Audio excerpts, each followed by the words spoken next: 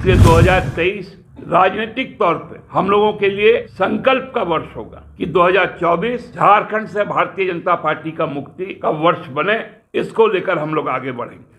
3 वर्षों में इस राज्य ने जिस प्रकार के कार्यक्रम तय किए, जिस प्रकार के रास्ते को चुनने का काम किया, वो भारतीय जनता पार्टी के लिए, क्योंकि विगत लोकसभा चुनाव में 14 में से 12 सीटें लोगों ने जीतने का काम किया और उसके बाद इस राज्य के प्रति भारतीय जनता पार्टी का जो सोच रहा है, जो कार्यक्रम किया गया है केंद्र सरकार द्वारा, उससे इस राज्य की जनता उद्वेलित है।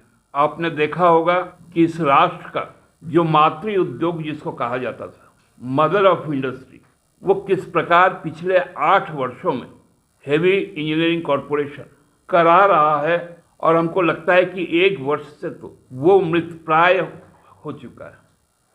कल आप लोगों ने देखा कि सरकार ने अपना 3 वर्ष का कार्यकाल पूरा किया और आज ही अखबारों में ये सूचना आई कि भारतीय जनता पार्टी के वरिष्ठ नेता और देश के गृह मंत्री 7 तारीख को चाईबासा आने वाले।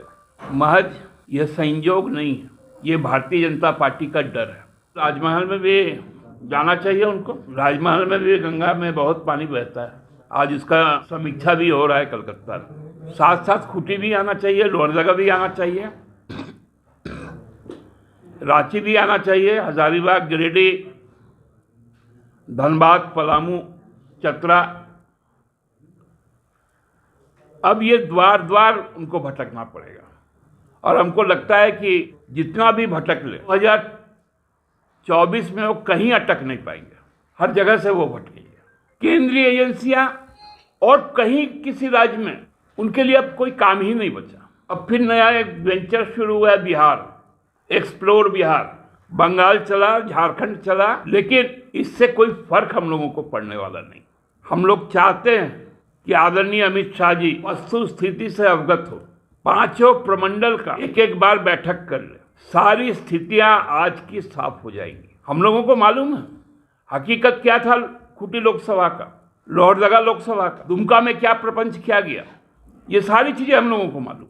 लोगों को न्यूनतम जो मजदूरी तो छोड़ दीजिए, उनके जो सरकारी तनख्वाह को तो छोड़ दीजिए, दाल रोटी नून चावल के भी पैसे नहीं। वैसे वक्त में भारतीय जनता पार्टी को ये समझ में आ गया कि आगामी लोकसभा का चुनाव की दिशा क्या होगी और उनका दशा क्या होगा। 16 महीने पहले उनको राजनीतिक क्लास करना पड़ रहा है, वो भी ऐसे संसदीय क्षेत्र में जहां उनका कोई भी जनप्रतिनिधि नहीं। ये साधारण चीजें नहीं है। राजनीति में इसकी बहुत अर्थ निकाली जाती है। जब आप डरे हुए हैं, हताश हैं, वो बता नहीं पाए कि रघुवंश शासन में क्यों नहीं जेपीएससी से नियुक्ति की गई, वो बता नहीं पाए कि जिला खेल पदाधिकारियों की नियुक्ति क्यों नहीं की गई, वो ये भी नहीं बता पाए कि 30 वर्षों से लंबित कृषि पदाधिकारियों की नियुक्ति क्यों नहीं हो पाई, क्यों नहीं पुलिस परिवार को सीपीएल का लाभ मिल पाया। कहां गया मोमेंटम झारखंड, कहां गया देश विदेश का रोड शो। 3 साल में हेमंत सोरेन की सरकार ने कोई भी रोड शो नहीं किया, परफॉर्मेंस किया। परफॉर्मेंस, जो रोड परफॉर्मेंस बोला जाता है, जो रोड मैप बनाने का काम किया, जो माइलस्टोन उन रोडों में बिछाने का काम किया, उससे भारतीय जनता पार्टी घबरा सी गई।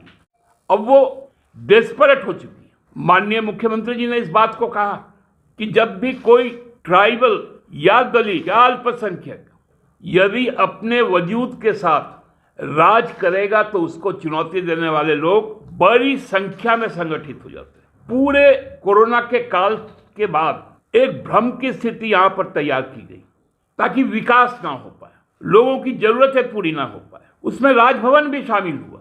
बिना आशय के छत्तीसगढ़ में जाकर माननीय राज्यपाल महोदय ने कहा कि झारखंड में एटम बम फूट सकता है।